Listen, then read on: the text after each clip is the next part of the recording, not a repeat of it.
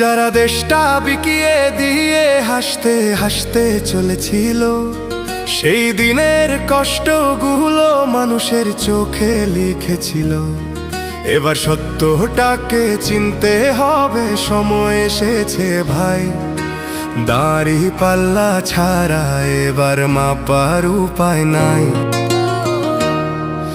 নৌকা ধানের শীষ, লাঙ্গল দেখা শেষ, দাড়ি পাল্লা এবার গর্বে বাংলাদেশ।